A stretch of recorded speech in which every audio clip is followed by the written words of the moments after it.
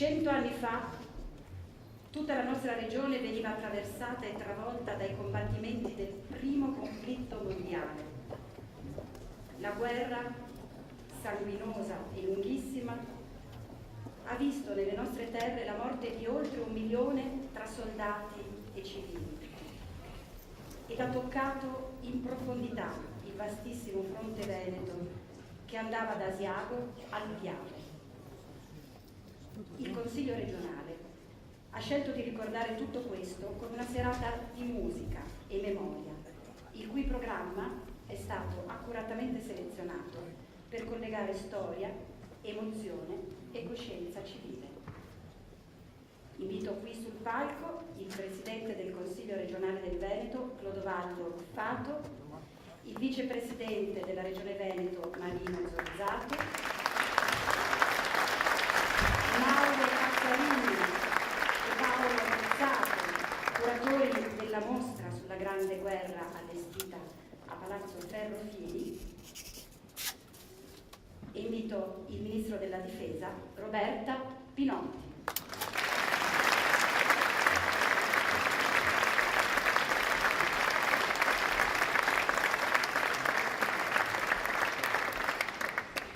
La parola al Presidente Clodovaldo Fato. Buonasera a tutti. Ho l'onore di salutarvi in questa cornice prestigiosa per dare la via a una serata che sono certo rimarrà nella memoria di tutti noi. Innanzitutto desidero salutare e ringraziare il signor Ministro della Difesa, senatrice Roberta Pinotti, che stasera è qui a portare il saluto suo personale e di tutto il governo. Sappiamo che il signor Ministro ha un'agenda fittissima, ma nonostante gli impegni ha voluto da tempo confermare la sua presenza e credo quindi sia doveroso ringraziarla con un fortissimo applauso.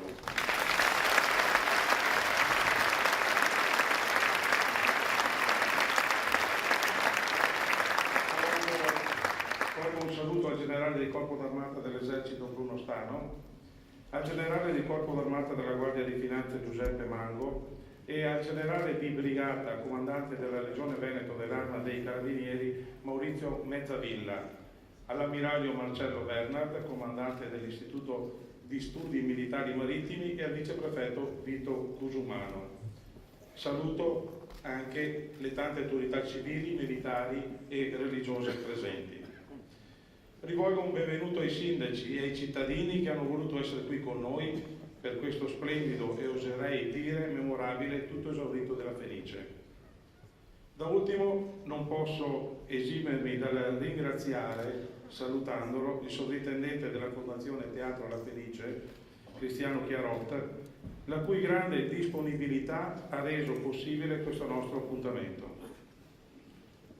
Come Presidente del Consiglio ho l'onore di introdurvi a questo evento che abbiamo ideato, è già stato detto, come momento di musica e memoria in occasione delle celebrazioni per il centenario della Grande Guerra.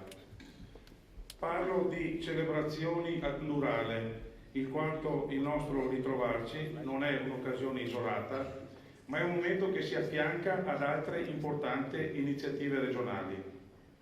Tra queste desidero ricordare la bellissima mostra fotografica che abbiamo allestito nei saloni del Palazzo Ferrofini e che vi invito a visitare.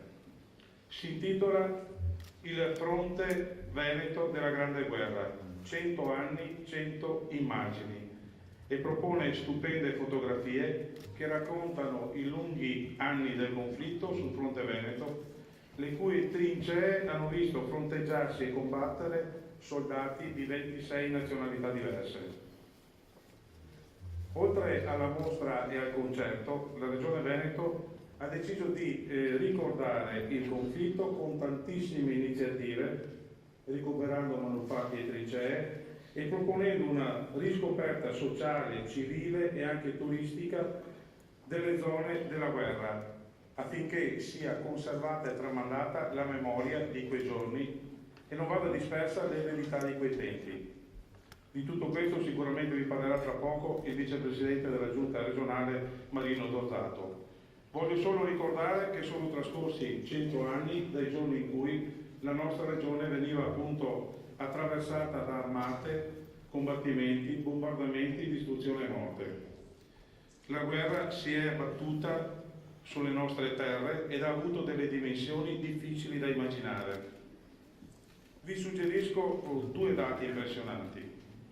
Il conflitto, come diceva la presentatrice, ha provocato 1 milione di morti, di cui 650.000 soldati.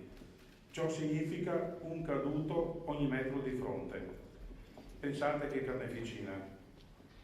Un secondo dato: le trincee scavate su tutti i fronti d'Europa hanno raggiunto una lunghezza pari alla circonferenza della Terra all'equatore, 40.000 chilometri. Credo che questi siano numeri proprio terrificanti. Oltre alle distruzioni, agli esodi e ai morti, la Prima Guerra Mondiale ha modificato in tutta Europa e anche nella nostra regione il territorio, l'economia, la rete stradale, le infrastrutture, la cultura e i rapporti sociali. Quello che gli storici continuano a ricordarci è che la Prima Guerra Mondiale è stato il conflitto che ha davvero cambiato radicalmente il mondo, e forse solo di fronte a questa considerazione possiamo capire perché da sempre questo conflitto è definito Grande Guerra, con la maiuscola per giunta. Questa sera noi desideriamo ricordare quei giorni, quelle sofferenze e quei giganteschi mutamenti, un concerto con un programma accuratamente assemblato per collegare storia e musica, emozione e coscienza civile. Melodie e armonie di Vivaldi, Mozart, Haydn e Beethoven diventeranno così, nella cornice del Teatro La Fenice, un segno di rispetto verso chi ha perso la vita e un simbolo di partecipazione verso chi ha sofferto. Non ci sarà solo musica questa sera, ma anche poesia e narrazione. E le parole che ascolteremo, tratte da lettere di soldati dal fronte, da pagine di Emilio Lussu e da poesie di Giuseppe Ungaretti, si faranno strada tra di noi per esprimere la speranza di pace che oggi accomuna non solo tutti i presenti, ma anche tutti gli uomini di buona volontà.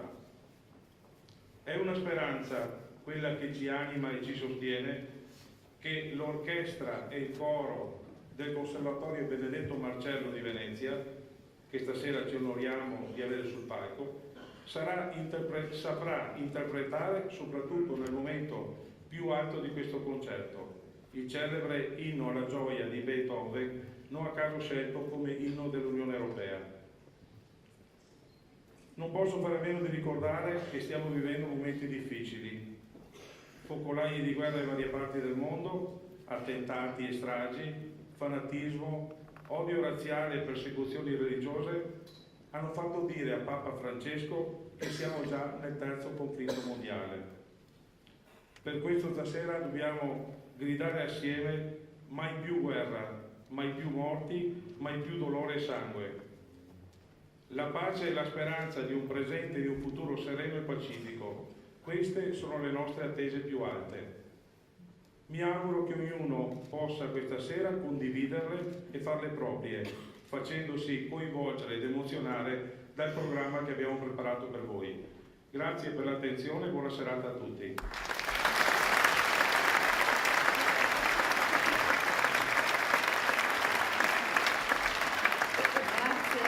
Presidente, la parola adesso al vicepresidente della Giunta regionale, Marino Zorzato. Ringrazio tutti voi della presenza, ringrazio il Presidente Ruffato e con lui tutti coloro che hanno collaborato, e ringrazio l'amica Ministro Roberta Pinotti, perché ogni volta che la vedo ricordo momenti di vita vissuta a livello parlamentare che mi hanno fatto apprezzare le sue qualità. Nel ringraziarvi e portare i saluti di Regione Veneto, rubo solo qualche minuto, perché qualche mese fa con il Ministro, in quella della Biennale di Venezia, abbiamo presentato un bellissimo film, Fango e Gloria.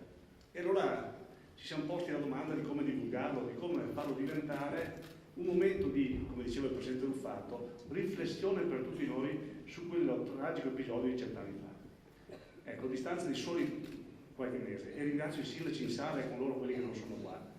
Oggi siamo in distribuzione, in condivisione già in 380 comuni del Veneto che hanno aderito all'iniziativa di proiettare il film e di commentarlo con i loro concittadini. Siamo, la collega Donatella era prima con noi, in quasi tutte le scuole superiori venete, anche in questo caso a fare col modello Cinefon distribuzione e approfondimento, ma la cosa che mi rende particolarmente felice proprio in questa giornata, questa mattina abbiamo presentato a Padova l'accordo per la proiezione del film e la divulgazione in 300 case di riposo del Veneto, dove con un modello un po' strano, proiezioni con 30-40 ospiti accompagnati dai loro familiari, dai loro accompagnatori e da chi li accudisce, faremo tornare anche a loro la memoria di quello che loro si ricordano, perché loro hanno un ricordo dei racconti dei loro genitori, dei loro nonni, e quindi questa mattina ho detto 5 generazioni collegate rispetto a un ricordo, perché i nonni di questi nostri anziani fino ad arrivare ai nostri figli credo sia una cosa importante. Mi soffermo su questo perché potrei raccontare di quanto Regione Veneto fa con il contributo di colleghi consigli regionali, del Presidente, sui finanziamenti per riportare alla fruizione di tutti questa bellezza del nostro Veneto, allora in qualche modo cambiato da questa grande guerra, con lavori che facciamo in maniera importante, anche in accordo con la unità di missione del Presidente del Consiglio dei Ministri, dove con molti lavori condivisi. Ma quello che mi preme oggi è nel salutarvi, farvi fare una riflessione. Non è mia, l'ha fatta il professor Mieli quando ci ha intrattenuto in apertura dei nostri eventi di grande guerra. Diceva il Presidente Ruffatto, trincee lunghissime. Provate a immaginare una trincea a 2-3 mila metri di quota, scavata nella roccia, dove dei nostri ragazzi di 18-20 anni hanno vissuto per 2 o 3 anni, in condizioni pietose d'inverno, impossibili d'estate, sempre con vestiti non adatti, con una qualità della vita che, se potete immaginare, non si poteva uscire dalle trincee, impossibile. Beh, quei ragazzi sono entrati in quelle trincee arrivando dalla Liguria, dalla Toscana, dalla Campania, dalla Basilicata, che poi ha dato più morti di tutti. Beh, avevano dialetti diversi e non si capivano. Dentro quelle trincee per lunghi mesi erano ragazzi che parlavano dialetti, che erano lingue diverse. A fine guerra i sopravvissuti, tanti, rispetto a quelli che ci hanno lasciato molti, in qualche modo erano riusciti a trovare un linguaggio comune, un italiano stentato. Beh, Ministro, abbiamo col Presidente Napolitano qualche anno fa ricordato il 150esimo dell'Unità d'Italia. Io ho l'impressione che in quelle trincee veramente l'Italia l'abbiamo fatta. Grazie a te della tua presenza e grazie a tutti voi.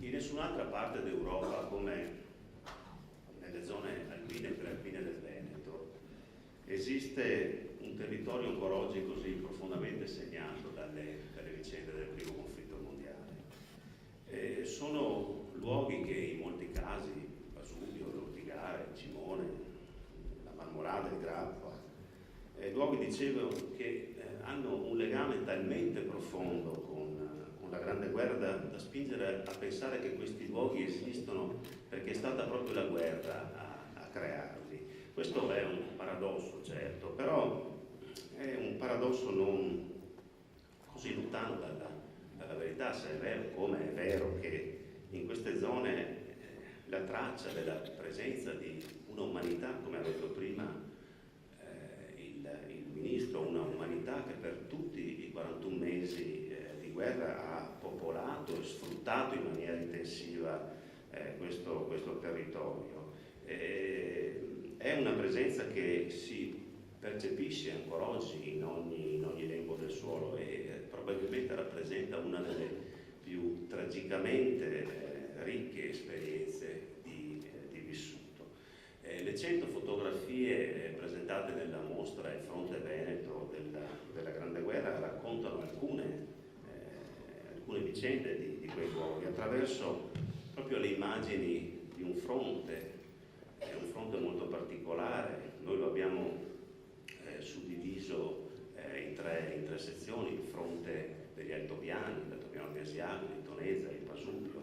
Questo è un contesto geograficamente omogeneo che però fu l'unico dell'intero l'intera fronte a subire ininterrottamente per tutta la guerra uno stato di belligeranza, culminato poi, come sappiamo, con la grandiosa offensiva di primavera del maggio 1916, scatenata dagli austro-ungarici sul vertice del saliente trentino. E si trattò probabilmente della più grande battaglia di montagna che mai si sia combattuta nella storia militare, e dove si conobbe per la prima volta la dimensione della tragedia del profugato, l'evento che più di ogni altro ha trasformato e segnato indelebilmente la storia personale e collettiva delle popolazioni civili. E poi il fronte dolomitico.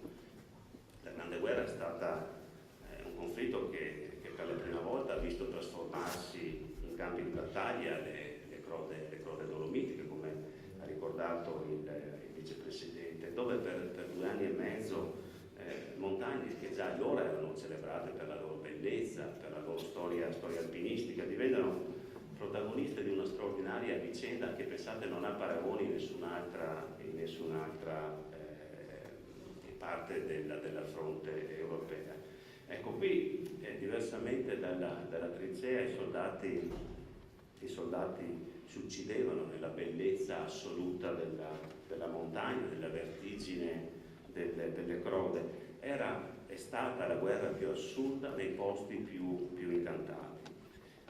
Alpini, bersaglieri, fanti, tantissimi alpini, ma anche Kaiserjäger, Landesschützen, tutti protagonisti della cosiddetta guerra bianca, che si fronteggiarono con fortune alterne, ma con un nemico comune: la neve, il gelo, la montagna stessa. E infine il fronte del Grappa, del Piave, del Montello, il fronte dell'ultimo anno di guerra, il fronte dove vennero impiegati tutti i mezzi tecnici che la tecnologia di allora, nei 4 anni di guerra, aveva prodotto, dall'uso dei gas più micidiali e invalidanti all'utilizzo dell'aviazione, dell'arma aerea, alla concentrazione di un incredibile, un impressionante numero di artiglierie. Sul Monte Grappa, nell'ultimo anno di guerra, e sul Piave, da un lato come dall'altro del fronte, non c'era soltanto il combattere e morire, come era successo da anni nelle tante battaglie di quella guerra, ma il giocare una partita che tutti avvertivano sarebbe stata quella decisiva. Una partita di un tragico campionato continentale dove in alcune zone, come nel nostro Veneto, milioni di uomini si erano sistematicamente dedicati ad ammazzare altri milioni di uomini. Queste fotografie, le fotografie della mostra che questa sera abbiamo inaugurato, sono forse la testimonianza più immediata, più semplice, più comprensibile di quella guerra.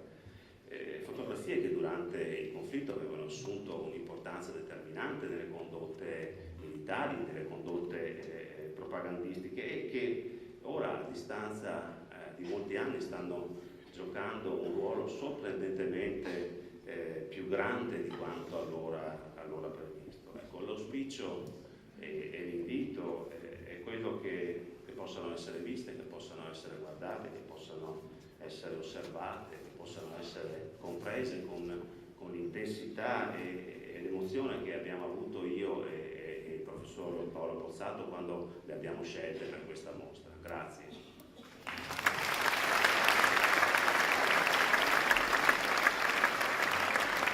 Grazie a Mario Passarin. La parola dunque al Ministro per la Difesa, Roberta Pinotti.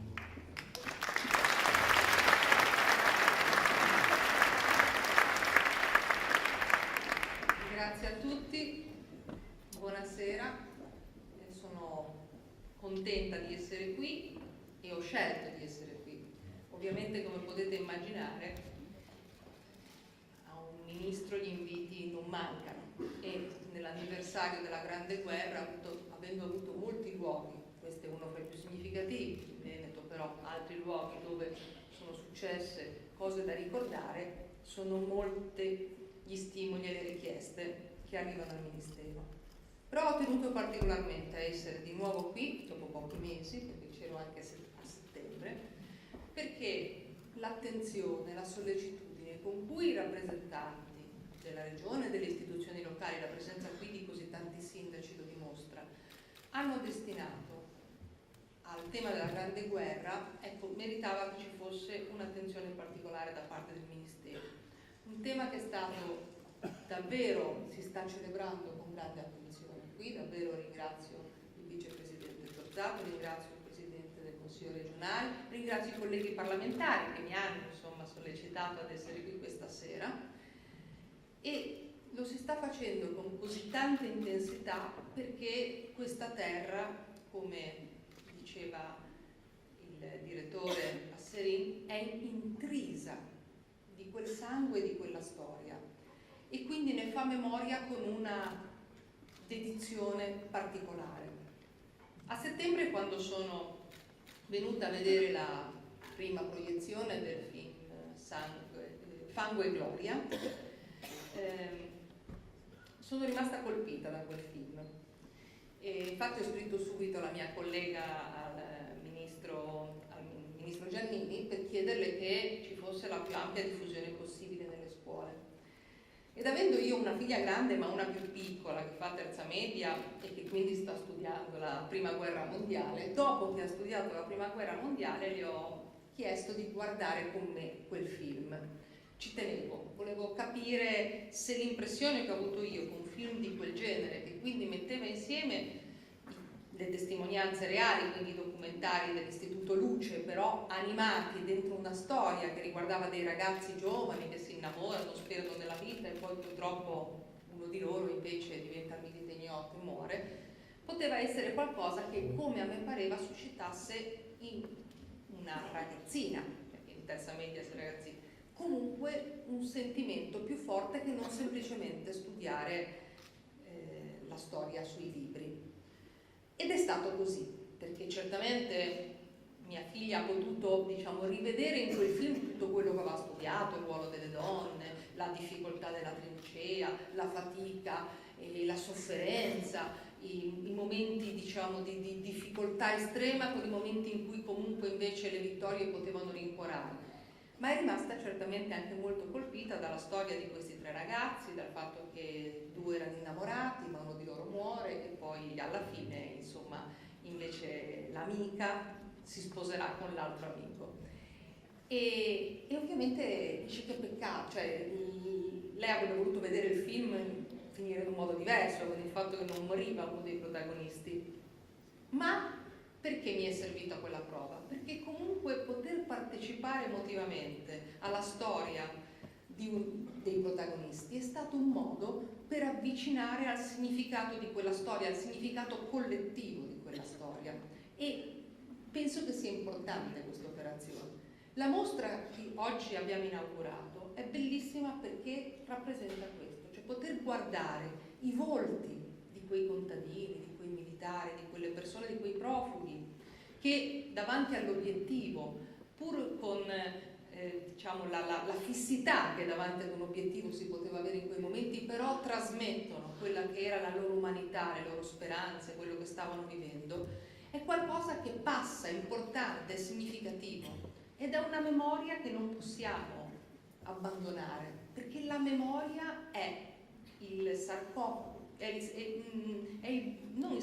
salvadanaio più importante che abbiamo per il futuro, è il nostro tesoro. Non possiamo pensare al futuro se non facciamo memoria di quello che è stato. Non esiste un'identità forte se non ha le sue radici in quello che è stato. E soprattutto, man mano che passano gli anni e che i testimoni non ci sono più e che anche coloro che nelle famiglie hanno sentito raccontare non ci sono più, far sì che il paese faccia memoria è un modo per consegnare e riempire di significati i giovani che devono costruire il futuro. Il giorno in cui si è ricordata la festa, si è fatta la festa dell'esercito, si è organizzata una serata con poesie, con momenti di musica con lettura di lettere, se vogliamo simile a quella che immagino sarà questa, che sarà ancora sicuramente più meravigliosa perché ho visto quanti ragazzi si stanno preparando, il coro, quindi sarà una serata sicuramente indimenticabile. E io non mi vergogno a dire che ascoltando una lettera mi sono commossa e mi è spuntata una lacrima. Non credo che ci si debba vergognare della commozione e penso che sia importante che passiamo questo. Voi dite giustamente, una serata come questa vuole muovere passione civile. Ed è fondamentale che noi diciamo ai giovani con la passione civile, se ci mettete passione davvero potete fare il meglio per questo paese. Ma non esiste passione civile bella se non c'è anche compassione. E la compassione la dobbiamo provare verso le persone in carne ed ossa che incontriamo, i ragazzi la possono vivere per le vicende che vedono oggi, ma la dobbiamo provare anche per questi nostri padri del passato che hanno vissuto quelle vicende terribili ma che vivendole ci consentono oggi di vivere invece questa speranza di futuro. E allora insegnare la passione attraverso la compassione credo che sia un messaggio molto bello e importante. E in questa comunità sono contenta di dirle, di ricordarlo, perché la grande partecipazione di questa sera e la grande attenzione che le istituzioni hanno messo dimostrano come avete davvero non soltanto in questa terra intriso il sangue di questa storia, ma avete anche sentite profondamente l'esigenza che questa memoria non vada dispersa e diventi un pezzo del nostro futuro. Grazie.